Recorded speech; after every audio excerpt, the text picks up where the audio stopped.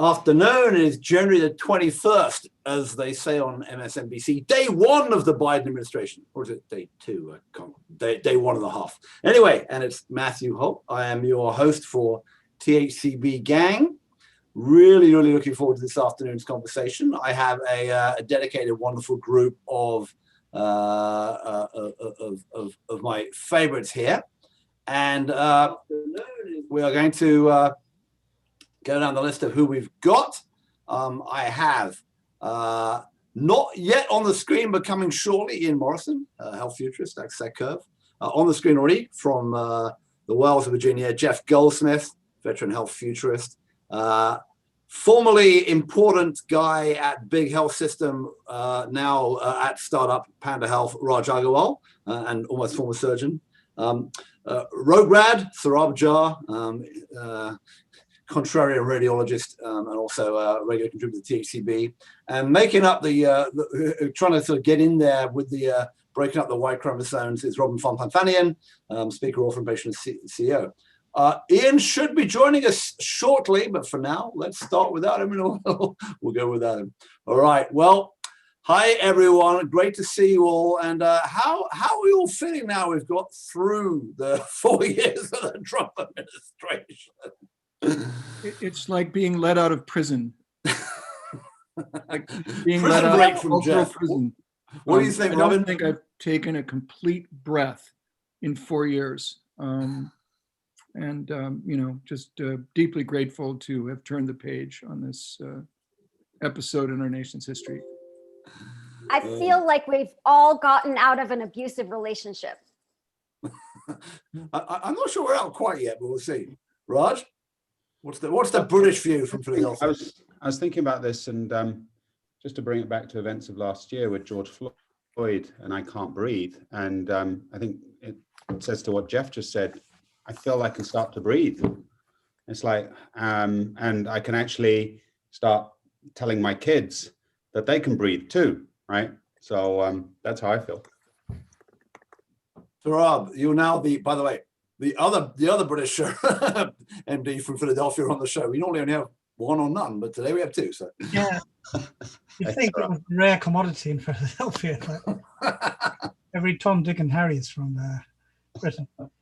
I don't know. I'm not sure about the emotional component yet, because that takes time for me to process. But it feels like I've just gone from the middle of the city, the suburbs, in terms of my ears, and the acoustic impulse to my ears has gone down by 80 to 90%. This time 4 years ago, there was a lot of noise on TV and on Twitter, and now it just all seems silent. So the only thing I'm really experiencing is relative silence. And that'll take some time getting used to. Ian, welcome. We're just asking your emotional reaction to yesterday. Oh, relief, I guess. It's just, well, and joy, I think. Amanda Gorman, I don't know if anybody said that, but just was unbelievable. So I'm feeling better about the planet. Your Amanda Gorman moment, by the way, if you haven't seen this, is John Krasinski, right, the movie star who's married to Emily Blunt, the guy from The Office. He did a thing called Some Good News early on in the pandemic, and he did a session about graduation. He had a whole bunch of sort of smart graduates meeting their heroes, and she was on as a graduate, and she met Oprah, and then at the very end, she did a poem about graduation. She was like, just wonderful in that. And I kind of forgotten about it. And then when she came on, I went, oh, I remember her. She's just amazing. Really wonderful. So next to Maya Angelou, no question. Anyway. All right. Well, that's our emotional stuff. Now we're going to get down to the hard analytics of of what's going on in the world of politics and healthcare. So, they started with a whole bunch of executive orders. We're back in the WHO, among other things. We're back in the Paris Accords. There were a bunch of executive orders around, and more to come, obviously, around HHS and some of the rules, and a bunch of appointments for HHS, including the late one I saw, the Mickey Tripathi last night was the new ONC director, replacing Don Rucker, and they said nice things about each other on Twitter, which is probably not one of the very few successions that's going to happen for. But what's your sense of where we are right now with the Senate kind of changing over, and all this stuff happening in healthcare. So why don't I start with you, Jeff? Boy, I think if Biden had a choice, he wouldn't want to spend an extremely small stack of chips that he comes into office with impeaching his predecessor. I think it's a huge distraction. It's going to make it very difficult to get the Senate to focus. I don't know what the solution to it is either. But, you know, they're hanging on to power by their fingernails. They can't lose a single senator to get anything done at all in the Senate. And I think it's 5 reps. That's all they can lose to pass legislation. So that marvelous feeling of we're all in this together, let's work together, that you got out of his inaugural address disappears in about 5 minutes the moment that that impeachment trial begins. So it's just, you know, it's something he inherited. I'm not sure what the right answer is. I think it was an impeachable offense, but what an astonishingly expensive exercise it is at the beginning of a very complex and very challenging administration. So I'm wondering, maybe I'll go on. I'm wondering if they can delay that or punt that off to the Southern District of New York or the New York Attorney General. Anyway, Robin, what do you think? I mean, that is my hope. I'm hoping that New York just comes in there with all their indictments and gets distracted and keeps him away from like anything that would be in DC. And so, yeah, let's get him that way if possible. But what I'm really looking at, as you know, I'm a huge vaccine proponent. So I'm just so excited. 100 million vaccines in 100 days. That's the goal. So that's what I'm really excited about. Raj. So politics aside, we have a huge public health issue in this country, which has been going on for almost a year and is also an absolute disaster in my home country that 50% of us are from on this call. And with all the, it almost feels like we have, in a positive way, reached the end of the road, that through the election and through the last, whatever it is, 60 days of getting Biden into the White House and Harris, but it's like, this is the beginning of the beginning. This is when the real work actually begins. And it's all great politics to say, you know, 100 days to get 100 million doses of vaccine, to wear the mask. I'm generally an optimist, but I really am concerned about what's going to happen over the next weeks and months. And it was, if I can be a little bit trite, it was easier to blame Trump because he was messing up, and it was easy to have the bully and go, well, that's why it's all, but look, right. This isn't flipping a coin. And now we're going to get out of this. That's what keeps me up at night. That's right. So Rob. Well, there's a lot to be distracted with, and people generally tend to get distracted when they can't focus on what's important. So Trump and his shenanigans were always very convenient distraction, but Biden is lucky, very lucky. If the vaccines hadn't rolled out in December, if they were still in the process of discovery or trial, he would be in a very different position today. There'd be a lot of pessimism. So it's hard to gauge because it's very hard to know what the counterfactual is, what the universe that doesn't exist could have been. So he's in a place where the thing that people are fretting about, who gets the vaccine first, such a petty, quibbly argument. That's like, that's like typical bioethicist type of argument. Petty. It doesn't get you anywhere. It's not how smallpox was eradicated. It wasn't eradicated because the vulnerable got it first. It was eradicated because everybody got it. That's what you have to focus on. But he's very lucky. And it's hard, given what's actually happened in 2020, during the dark times in April and during the uncertain times in September, to not be excited right now. And I am excited, although I have a very strange way of showing it. And to say that you shouldn't fuck this up. It's there. The ball's in your court. It's your serve, and you're serving match point. So you shouldn't screw this up. So to the Biden administration, more than good luck, get on with it. Ian. Well, I share the joy that we have the vaccine at least available to us as an option, right? I mean, because we'd be in a very tough spot, to Sarab's point, if Operation Warp Speed had produced duds, right? And there was nothing that worked. I mean, that would have been really brutal. And I certainly think that the people who have been sort of announced to run the game plan is encouraging, including our pal Andy Slavitt. But on a previous thing we had talked about, I'd said, I think we're going to have two phases. We're going to have scarcity, in the first phase, and then abundance, where we're dealing with the vaccine hesitancy. And I people like Scott Gottlieb are saying he only reckons 80 million Americans will actually take this, and then we have another set of problems with the hesitancy. And one thing Jeff and I have been kibitzing about is the role that health systems are going to play in, getting this done. I mean, just this week, I've actually got an appointment at Stanford for a week on Saturday to get vaccinated, even though I'm a Palo Alto Clinic member. And I also got a temporary Kaiser number because they're actually doing non-Kaiser members. It's just they don't have any vaccines. So, Jeff and I have been sort of privately saying that the role of these health systems could be quite important as part, not the only solution, but part of the chassis of distribution. But I'm encouraged that we've got adults up in the White House, but it's not an easy task to put vaccine in the arm of 350 million people. We know, apropos of Robin's comment, 100 million doses sounds like a lot. That's, 50 million people if they get both shots. And that's 15% of the US population by the end of April. I'm sorry, guys, that's not fast enough.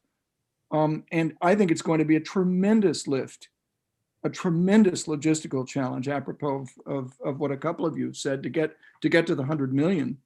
And then just this morning, I don't know how many of you saw it, there was a poll on Ian's question of how many people will actually take the vaccine. And basically the bottom line is 60% of the country is committed to taking the vaccine. That's it. And the stunning number in there, and that they showed the changes, it's gone down since the beginning of the pandemic. Black Americans, 40%, that's it, are willing to take the vaccine.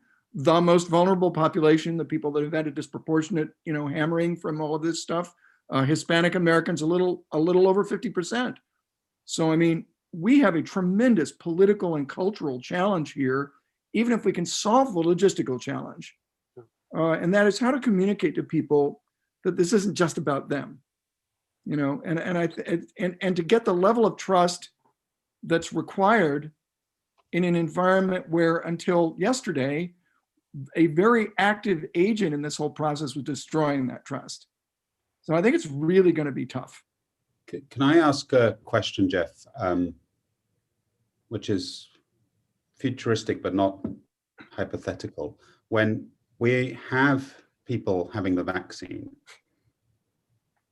what will their mentality be to continue social distancing and wear masks? And I'm going to reference this by a personal experience. So I had COVID testing about a month ago, and they offered me the antibody testing. I've never had the antibody. I've had antigen testing before, and I came up positive with antibodies, negative with antigen. I've not been sick for the last 12 months, not at all. I've not been exposed knowingly to someone with COVID, but I've been in a hospital that had the most COVID patients in Pennsylvania. And so I've had COVID. I was asymptomatic. I've transmitted it to others, and now I have antibodies. And the reason I'm saying that is when I found that out, I was like, oh, it almost felt like I had an Iron Man shield, right? And I've got my own innate vaccine now, which is probably better than a synthetic vaccine. And I'm a pretty smart guy, and I'm pretty careful about my health and society as well, right? But that's how my inside feels, and I'm being very honest and transparent here, right? How are our millions and tens of millions of folks going to be? They're like, I've got the vaccine, I've had the 2 doses, I'm a week out, Right. let's go party. Well, That's something that hasn't been discussed. You're really onto something. And, it is, no one knows whether it's possible for a vaccinated person to carry and transmit the virus. Right. They don't get sick themselves, but they're perfectly capable of doing what you just said you suspected you had done. And since there had been already so much resistance to masking, it's a nuisance. I think that resistance to masking increases. The resistance to social distancing increases. This is what I meant by there being a political and cultural challenge. Yeah. This isn't just about the science. It isn't just putting a needle in the arm. It's a lot harder than defeating polio. For that reason alone, this is a formidable enemy that we're fighting. Yeah, I want to bring up us. I want to bring up 3 things here, which are all plus. Right. So one is the what you said, the concern about us getting vaccinated, all getting done, and rolling out, and then people going and spreading it, and that's enhanced if the rumors from the UK are true enough. Sir Raj, you've seen this, but the people have been allegedly socially distantly walking outside in the windy, cold weather and spreading the new virus, the new UK one, which we were told. I mean, I spend most of my weekends up skiing, and you have to wear a mask in the line, but then you're out skiing around with people, but you're breathing out, but it's cold and out there. Doors we were told we were safe. So the question about how much worse does it get if these new viruses come in, like the one we have in California, which is now responsible for 25% of cases, the one where there was a super spreader incident with a guy with a Kaiser Hospital wearing a skier or something. He was wearing like a Father Christmas outfit or something, or a tree that had a fan somewhere in it, was blowing it around, and 40 people got sick. So, there's that thing. How bad does it get till we get anything close to herd immunity from the vaccine? The second issue, which is not clear, and by the way, plug for my colleagues at Catalyst.health, Catalyst Health 2.0, with some funding from RWJ, but also working with Jacob Ryder and his Alliance for Better Healthcare, which is an IPA up in upstate New York. They are dealing with a disadvantaged semi-rural population, but also urban, smaller urban population, which they're really scared about a whole bunch of issues about rolling this out. Like, how do you find homeless people? And then if you can get them the first one, how do you get them to come back for the second one? So they were actually running a little mini challenge about vaccine messaging, because right now people are mostly getting a piece of paper, which, from your health system, which is great if you are a resident at Jefferson or Stanford, or if you're a resident at Stanford, you probably didn't get it. But, what do you do if you're now a sort of marginally employed, marginally housed person? How do you manage to how do you deal with them? And the other issue, which has been tremendously difficult, is scheduling. How do you figure out? There's been a lot of stuff on Twitter and elsewhere about people trying to, I don't know how you did this year, and I'd like to hear what your experience was, but getting to figure out who's giving a vaccine, where are you in the queue, how do you get in the queue? And so we're also launching, we just launched another challenge just exactly on that. Have you got a technology that can sort out that? But these are just sort of basic logistical challenges. Even before we get to Jeff's idea of, 20% of healthcare workers are now returning the vaccine, which strikes me as bananas. That's terrifying. The thing is, Matt, I just want to point out first, Raj, it could have been a false positive. Yep. The whole. I got tested again yesterday, so I'm seeing what the result's not back from yesterday. I before we go back to one more funny story on the testing. Quite correct, and it's asymptomatic spread. Yeah. The thing is, Matt, I'm not a vaccine expert, so I'm kind of talking out of my posterior over here. So, but I'm just intrigued. If India and Pakistan can eradicate polio, and if people eradicated smallpox by giving it to everybody without figuring out who had it, who didn't, so what's the problem right now? I think we're overthinking the issue. Maybe. And I think that this whole thing about, what are they going to do? Are they going to wear the masks or not? Get them the bloody vaccines first. Okay. Worry about that later on. Get them the vaccines. It's 94%, efficacious. And we can worry about, and I think a lot of people just focus on these kind of possibilities, and possibilities are endless. And then it becomes a kind of a cultural war. Oh, you're an idiot for wanting to take your mask off. There was a recent discussion between, this guy Vinay Prasad on Medwork Page Today, where he was quite saying that, after your second vaccine dose, vaccinated people should come and give each other a hug. I think there was a infectious disease person that said that, and she received so much pushback as if she was talking, as just, it was dangerous misinformation. So it's important not to lose perspective. Get the vaccines. The vaccines are over here. Worry about those little tiny incremental risks later on. But at the moment, we're kind of, it's like at the moment, planning a moon mission and worrying about whether or not you can take the moon stuff back and who's going to do it. Get the damn thing onto the moon first. And that's what I'm not willing to believe that vaccinating people against COVID, the logistics are going to be any more difficult given the technology we have, and smallpox years ago, than India and Pakistan with polio, who have not even anywhere near the resources, and where there's a lot of, religious violence and all sorts of stuff that would scare the shit out of Americans. So you're lucky, and, stop whinging about it. So worth noting that tiny point on that. I'll tell you my jokey story in a second. Tiny point of that. Larry Brilliant, wrote his book, sometimes brilliant, sometimes not, about what he was getting up to when he was there at the tail end of the smallpox thing. And the way they did it is you had to show your arm, right? And they basically put a scratch. I know smallpox, the vaccination put a scratch. It was a sort of scratch. So we need to figure out. You get a tattoo, or the problem is you just stick a needle in and out. You can't tell, right? You need some kind of mark. Bark on their forehead. Exactly. You've been to have you been to a nightclub where you want to go out and they put some ultraviolet light on you? Don't know how long it lasts. You can watch it off, but yeah, I mean, we need that. We need this sort of simple approach. But I honestly think the simple approach is everyone basically has a cell phone now, and you have to show the text message, and they all have a cell phone based passport. And my friends at Health are trying to push that out. They're doing it in LA County and elsewhere. But that's the Chinese solution. Is that they've been able to glom onto the cell phone and to use QR codes to designate someone's degree of risk. I mean, it's there to be done. I don't know if we're going to do it. Yeah, I find it ironic that this is, the last 12 months have been the transformation of digital in healthcare. And then in the last month, you have all these people having their selfies with their piece of paper.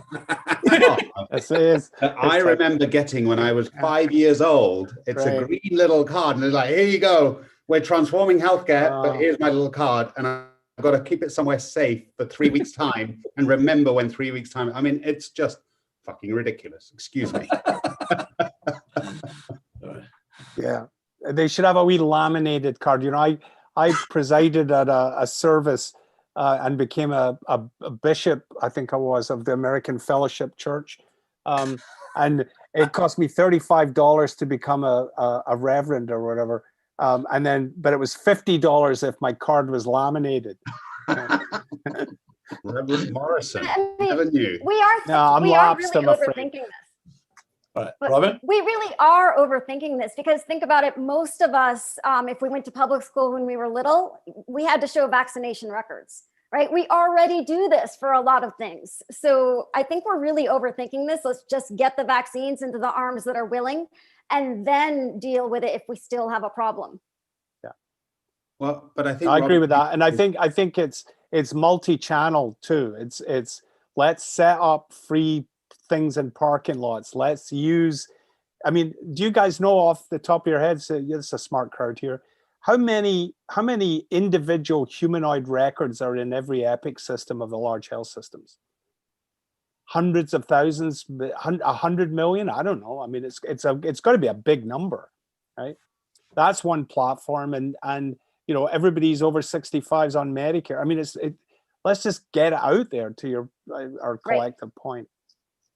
Yeah, I mean, it is interesting. The multi-channel thing is interesting, right? Because there is now an alliance of kind of the Epic Cerner, a bunch of people glommed around the Care Alliance, glommed around that for the vaccine recording. You've got a bunch of people doing it in the counties. Then you have sort of CVS and Walgreens and Walmart who are I've been in some calls with them, and they're all trying to get there.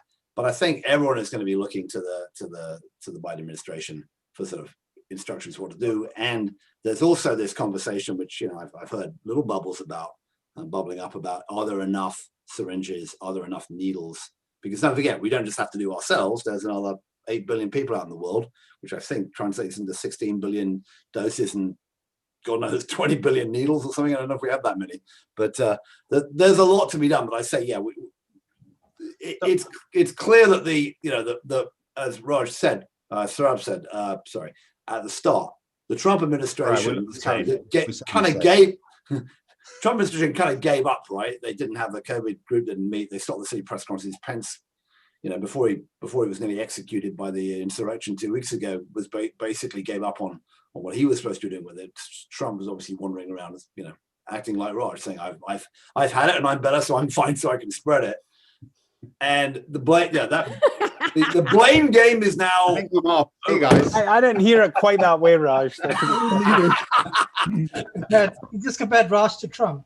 yeah. Come on, Raj is much richer when you add up.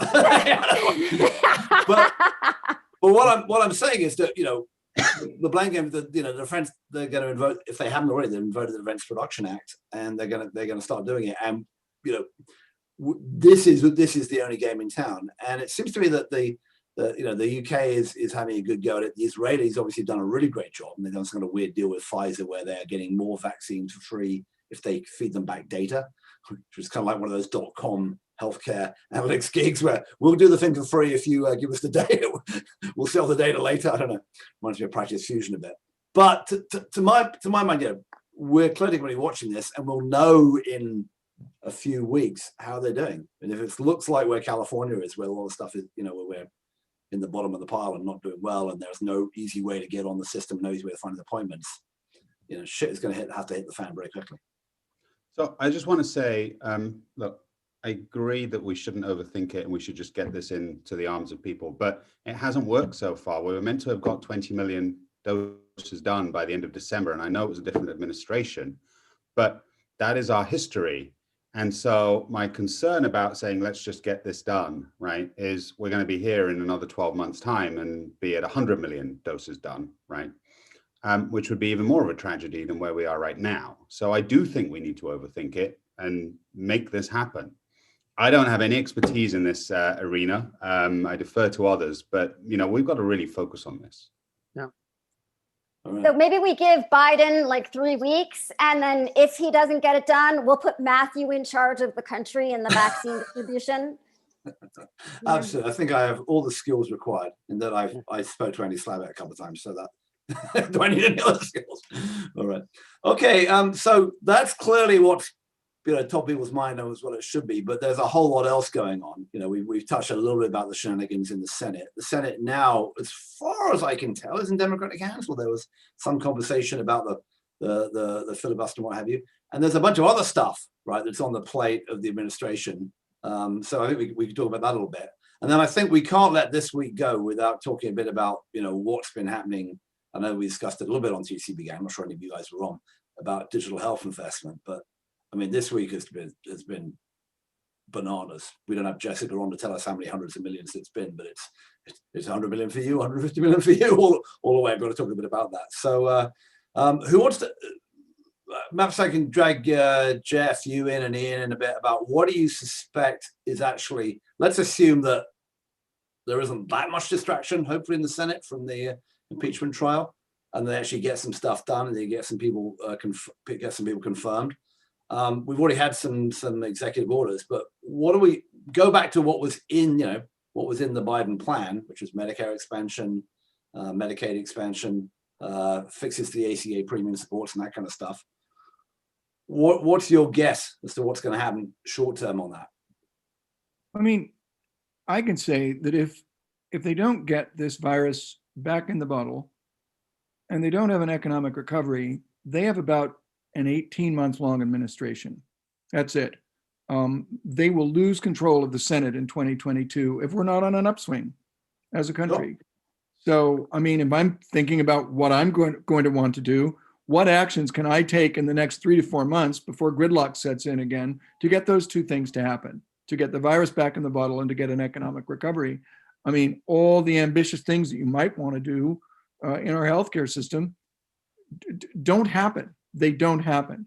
And you have a limited amount of political capital at the beginning of the administration.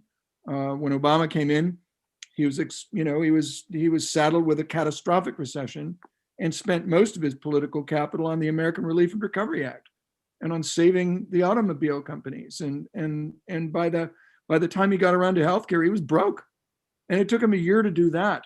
So, I mean, I think Biden is in a less strong position than Obama was. He only has 50 votes in the Senate. He can only lose 5 votes in the House of Representatives. He really doesn't have any margin for error here at all. He's going to have to make some choices, and a lot of those ambitious things that he promised during the campaign are probably going to end up waiting because of it.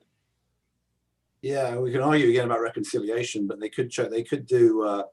There's a question there as to whether they again could do some of that stuff. I mean, I'm thinking about changing the premium support, limiting the amount of out-of-pocket for premiums as an out-of-pocket total of income for people, and covering around some of the NZ exchanges. They're already going to stop some of the worst excesses, the Medicare waivers, like the employment qualifications and that kind of stuff. That's already on the table. But that maybe gets you 3 million more covered people.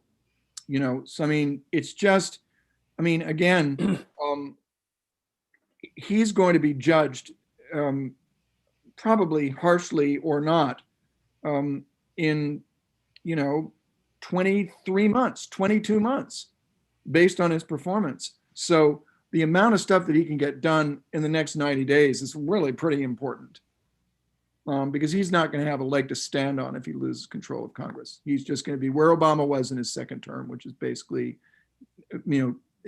flooding the world with executive orders and not having anything to sign. Yeah, Matthew, I agree with what Jeff said. I mean, I think the degree of freedom he's got. I was thinking of the last scene in Saving Private Ryan, where Tom Hanks is dying and he says, "Earn this." Biden might be able to earn this if he solves the COVID thing, but he'd be nuts in my view, to really push hard on the coverage expansion piece at this stage until he gets that. And he might be able to earn the trust if he can deliver on what we've been talking about for the first half hour. But I want to make another point with regard to that, and that is, it's the upside of the resilience of the Affordable Care Act. I was looking at some numbers this morning that all of us who in the early part of the pandemic were saying, oh, we'll lose 10, maybe 20 million covered lives and they'll all go to Medicaid. Well, it was kind of true directionally, but the numbers were very small, right? I mean, Medicaid went up pretty substantially, but the actual number of employed uninsured didn't go down dramatically, because half of employers, roughly, according to the BLS, actually kept benefits even though workers were furloughed. So, the Affordable Care Act kind of came through, and that hydraulics that some of us anticipated of a massive increase in the uninsured really didn't happen. Now, provided we get vaccine and a better start and some more relief package, then that catastrophe that was predictable won't roll forward. And the need to do massive coverage expansion. Now, notwithstanding Texas, Florida, Georgia, where you got massive numbers of people who are, below the 100% of federal poverty. I always point out it's easier to get into Princeton than it is to get a Medicaid card in Texas, right? If you're a childless adult. So, it's ridiculous. But that's their problem in some senses, and he can't do everything. So I think Jeff's right that don't imagine a lot. But look, what did he do yesterday? But 438 executive orders. I mean, he's learned from Trump. Well, he's throwing away the Sharpie, though. I noticed that. So I'd be shorting Sharpie stock is my big takeaway from this week. Not drawing on the Weather Service map with the hurricane. Yeah, right. All of that crazy stuff. There was a great meme going around of all the crazy photos from the Trump era, including the drawing on the Weather Service map and the hand on the orb and goodness what. Jeff? We talked last time about the fact that being short of money and being short of time, there still are some things that you can do that don't cost you money. So yesterday, one of the first things he did was fire the general counsel of the National Labor Relations Board. Now, that sounds like a kind of a wonky thing to do, but the general counsel of the United Labor Relations Board is the person that sets the agenda that determines how easy it is to unionize. And he put the only Democrat among the 4 NLRB commissioners in charge of the commission. So, you know, there's a bunch of stuff that he can do without involving the Senate. Now he does need to turn over at least one more of there's a vacant position on NLRB, and then there's 3 Republicans, and one of those Republicans goes off at the end of the year. So he doesn't actually get constructive control over the NLRB until next year. But it is really clear that the unions were major backers. He's been friendly with them for his entire career. Facilitating unionization is one thing he can absolutely do to help people feel more secure and to push wages up. I'm not a big fan of labor unions. We can talk about that some other time. But from a political standpoint, it's clearly something that he can say he's doing and begin to deliver on without having a lot of resources available and without relying on Congress. So that's a big one, I think. Yeah. He needs to end the lockdown soon. And if he does that, I think the Dems are not going to be at much risk in 2022. If he doesn't, if this lasts till the fall of this year, then I think that there's going to be problems. And he'll have to take a different tack to what the Democrats were taking back in 2020.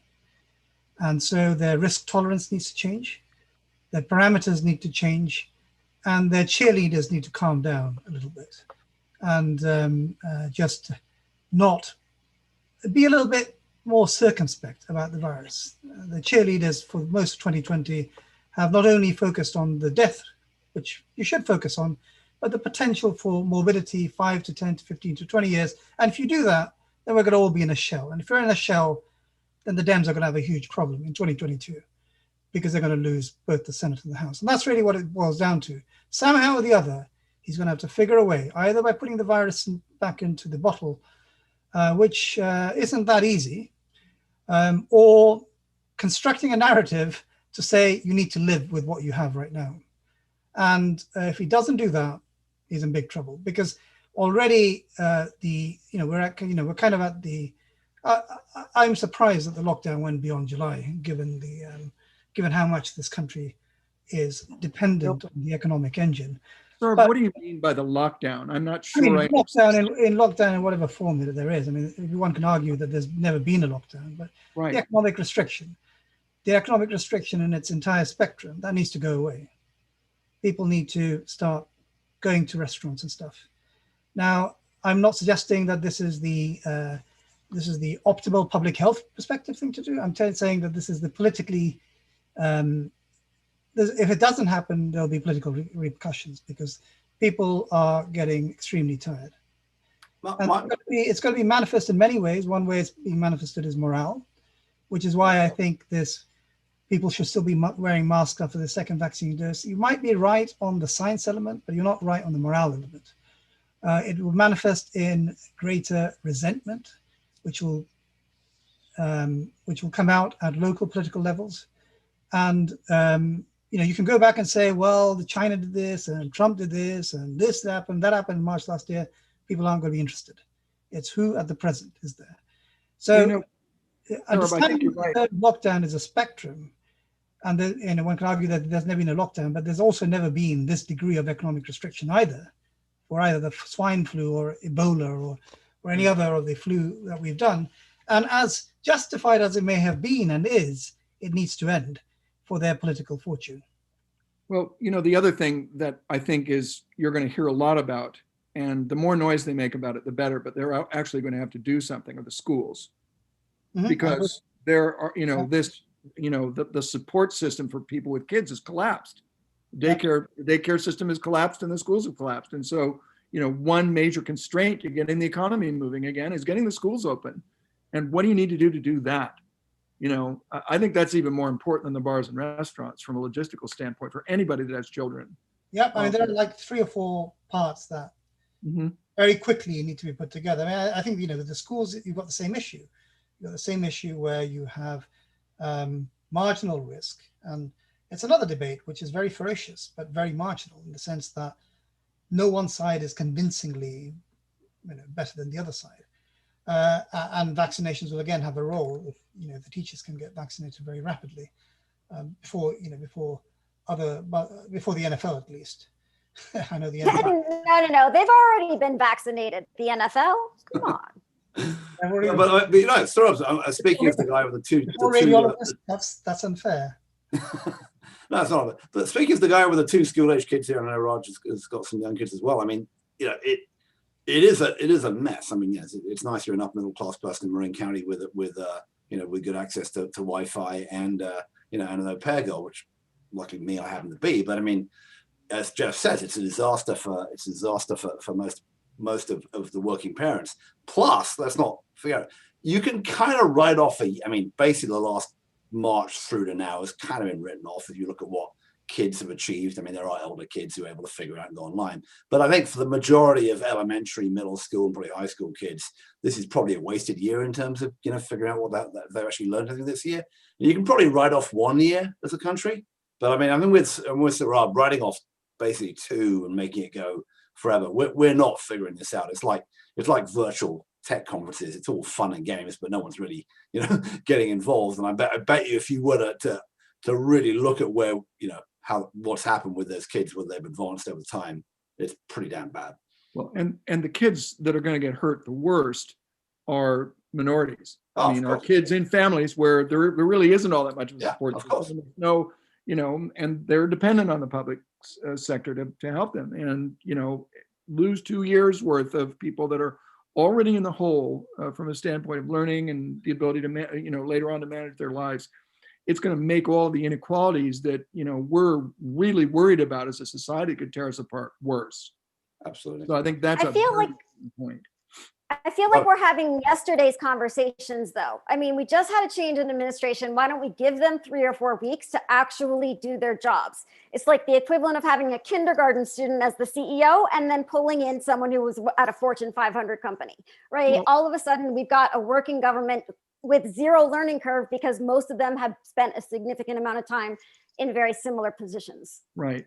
Well, Robin, that's a good point. And, I guess, what I've been watching the personnel part of it, who are they putting in what positions fairly closely. And it seems like there's almost 2 governments here. There's a COVID government, which is just star-studded and full of talent. And then there's the regular government, which is less so. And, I think he's putting the talent where the risk is. Yeah, I'd agree. All right. Well, just before we get the last 15 minutes, I do want to talk about just to run, and now that Raj is doing this for his day job, I want to talk about, and Robin's obviously involved, talk about what's going on in the stock market and in the funding market, because you've had me and Jessica on our show, and Jessica when she comes on this show, talking about the amount of money being spent, and we mentioned that last year was the biggest year by a mile, depending somewhere between 12 and 25 billion into venture capital in digital health and new health technology. And then just this week, you have a bunch of these people going, like today, Hims and Hers, which is selling, starting off by selling online, baldness and erectile dysfunction pills, but it's now moving to a bunch of other areas, going public. Talkspace, which is the first big mental health online company, is going public via a SPAC. You've had $300 million and a $2.5 billion valuation going to Hinge, which is a sort of back pain remote physical therapy company. I mean, some of these numbers now are, the numbers just coming in are just continuing to go. And as I think, Jeff, you said a couple of weeks ago, if we have another liquidity event from in terms of a relief package, a couple of trillion, a lot of that money is going to keep going on the stock market, which stays at an all-time high. So let's talk a little bit about the impact of this. And Raj, as you are both, you were starting on the other side of investing in this stuff at Jefferson, and now are like trying to flog your thing at Panda to whoever wants it. Give me a sense about how you're seeing the sort of the numbers and the impact that it's having on your business and what you're seeing. And get off mute so you can talk. That's one of the things you digital health guys are supposed to learn about. What did I say to you in an email yesterday? It's Wall Street driving the OR suite. Right. It's really scary. This ridiculous amount of money that is going into digital health is betting on the success of digital health, right? And there are going to be winners, absolutely. But there's a lot more than that these companies need to do to be successful, right? They need to become, profitable is down the line. They need to get into health systems and be able to deliver care to patients. And what we were talking about with HIMSS was, D2C, and you're saying they're getting into B2B. And my real concern on this, and when I look at a lot of companies, and even when I was looking at my next role after Jefferson, was I don't want to make, middle-class family at Palo Alto healthier, right? What I want to do is make the country healthier, right? And so I'm looking at this at a very broad level. So I don't know if I'm specifically answering your question, but what is it that's actually getting into health systems, health services, and delivering care across the board from a digital health perspective? And, I was even writing something earlier today where virtual care, telehealth was already present. Most of the rails were there and we turned it on, and yes, it was great. We turned it on, but what's next after that? And what I see what's next after that is there's been these huge valuations and the market is driving this. But where's the phrase I use is beyond earnings per share? Where are the health outcomes per share, right? Well, let me argue with you a bit, because the other thing that's happened this week, we just had JP Morgan, fake virtual JP Morgan last week. Did it happen? I missed it. Yeah, well, we all missed it, and our livers are the better for it. And it didn't rain. It didn't rain. Yeah, I was sitting in Thailand. I know it didn't rain, but it didn't snow either. But saved about 10 grand as well. Yeah. Well, if you save a few money on, so you didn't pay $18 for a cup of coffee or whatever it is. But worth noting that of the presentations there were 3 of the big guys: Optum with them, Amwell, Teladoc on its own, and Doctors on Demand with a couple of the health plans, I think regional health plans in Texas, have all announced that they are heading directly to virtual primary care.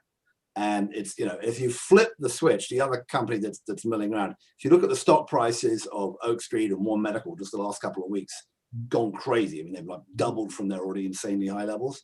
And all of those new types of health systems are kind of going where your old boss, Steve Plasko, is going, Raj, from Jefferson, looking at how do you actually, put this virtual thing with a wraparound around a physical place. And they're all starting to go down that path.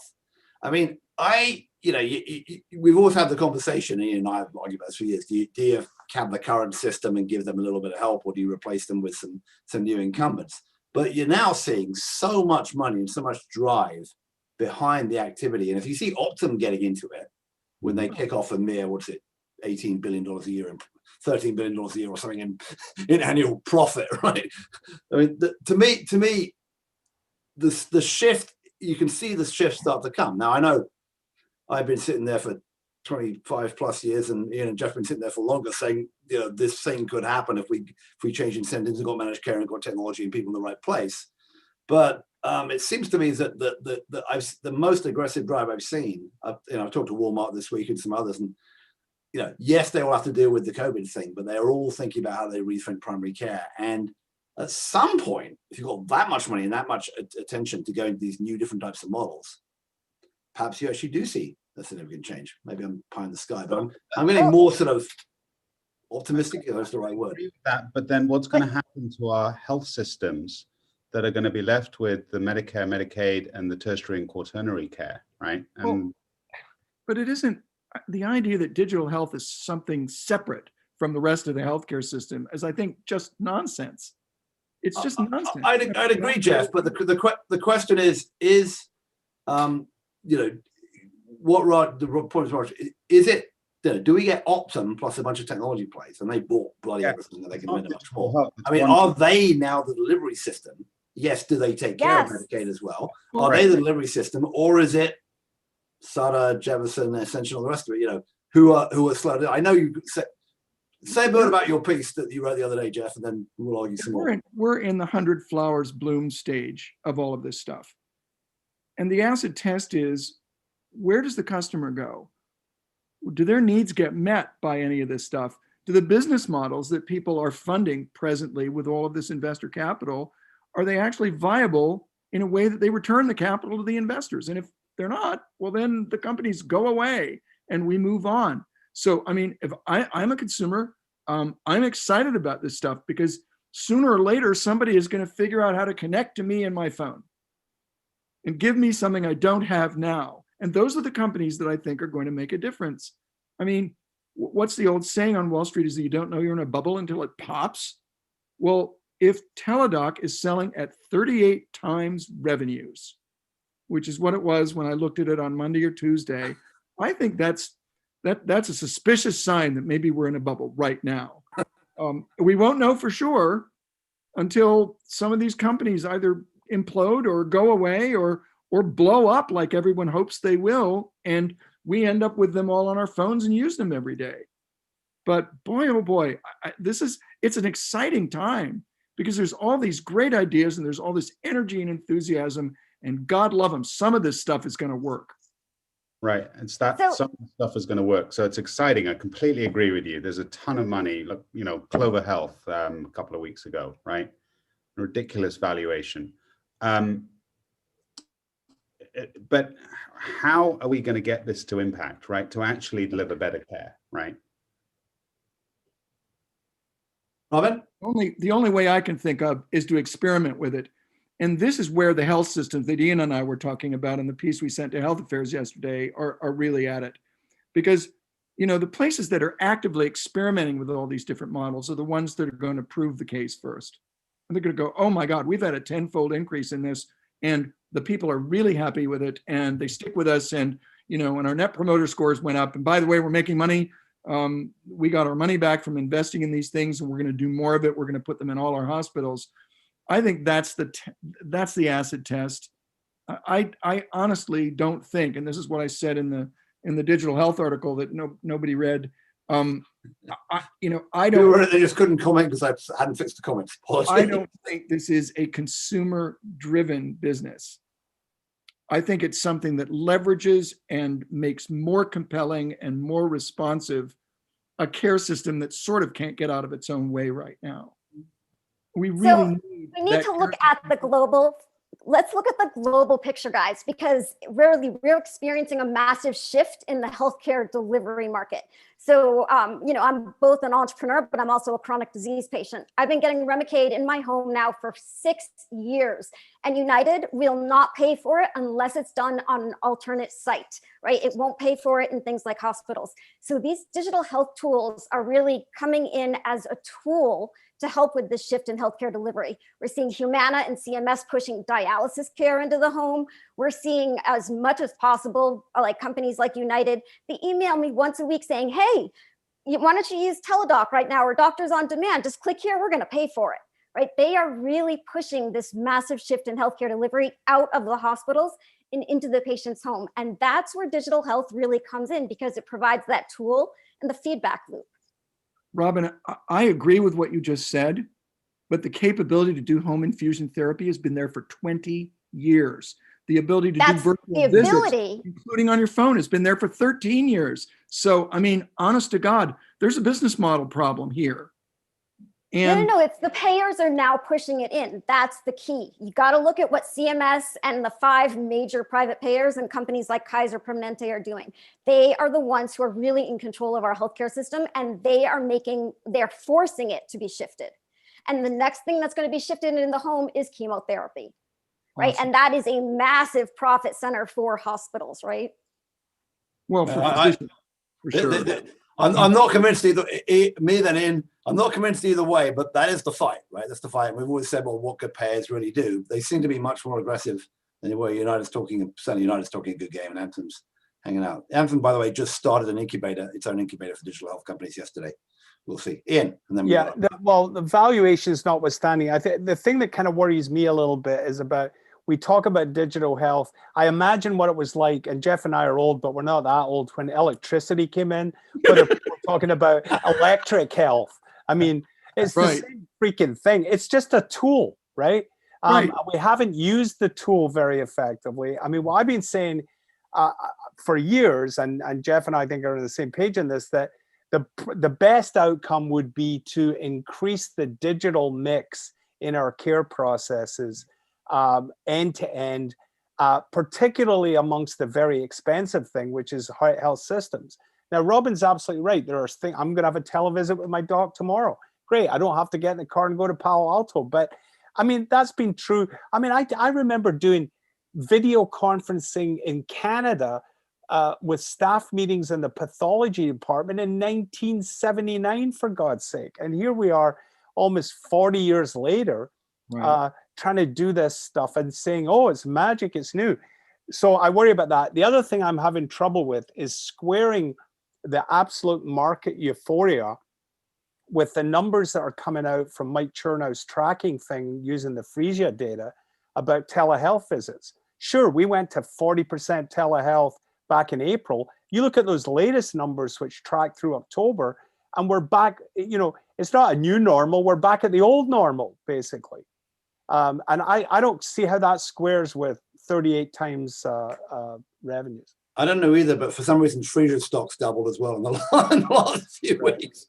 All right, well, we're right at, I mean, to be continued. We're right at the end of the hour now, so let's go round real quick. And I think we're coming up on a big week, so let's just focus on. Everyone, give me a quick prediction for what's going to happen. What we're going to see in the next week, 10 days, whether it be in the stock market, the digital health funding craziness, or back in DC. So I will start with you, Sir Rob.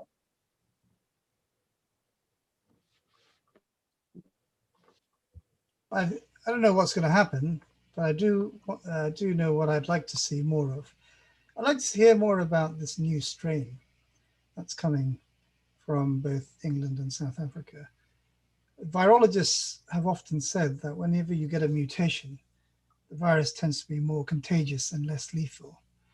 So I don't know what that means for COVID in terms of its infection fatality rate, the new version of it. But if we get something that becomes a bit like swine flu, which is very contagious, much more, and just simply went and died with a whimper, I think that would be a good eventuality for the mutation. So you're putting your money on the mutation changing in a favorable way to us. I'm sure you have lots of influence with it. Raj, your next week. I'm looking forward to the media spinning whatever data comes out of COVID cases and number of people getting vaccines in one way and in another way, and seeing what nonsense comes out. Jeff. I'm kind of wondering whether one of the small potential upsides of what's happening with COVID is that we don't have a flu season. Haven't heard anything about flu incidents, and it might be one of those things where enough of us have been being really careful that we just don't have it. The other thing I'm looking for is for the shoe to drop on who Biden puts into CMS and FDA. Because we haven't heard doodly squat on either of them. And that is strange. Ian. Give Biden a chance. Give him a few days. Give him a few days. See how we're doing. Give me this. Robin. Feel like the sun has come out after 4 years. I think everything's just going to be positive going forward. But what I am most looking forward to is not knowing what the president is watching on TV.